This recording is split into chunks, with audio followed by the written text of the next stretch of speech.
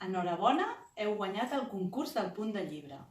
I vau seguir 3 criteris: que estigués ben acolorit, els colors barrejats però sense que s'embrutessin, adaptar-vos a un format molt estrany perquè era petit i molt allargat, i que fos un motiu de Sant Jordi creatiu i reconeixible.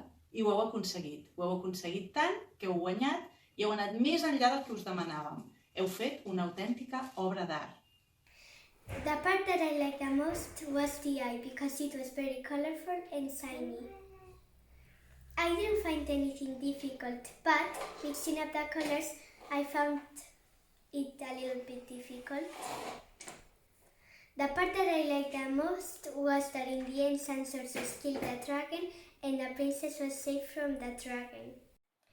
La rosa que he dibuixat és la que Sant Jordi li va regalar a la princesa quan va matar a l'arc.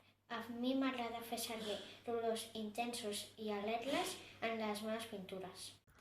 Per fer el punt del llibre em vas inspirar en un punt del llibre de tercer que ens va ensenyar la Cori. El que més m'agrada del meu dibuix són els detalls. El que més em va costar va ser pensar com ho faria. El que més m'agrada de la llegenda de Sant Jordi és quan Sant Jordi mata el drac.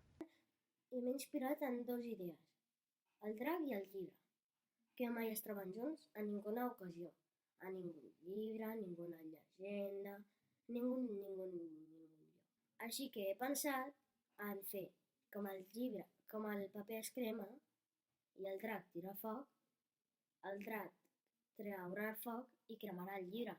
I els dos formen part de la llegenda de Sant Jordi i és molt bona idea. Jo vaig fer un punt amb una rosa.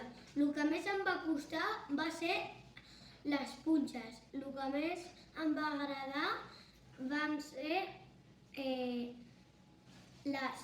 el cel i l'herba. El que em va inspirar va ser els pètals i sempre m'han agradat les flors des que era petit.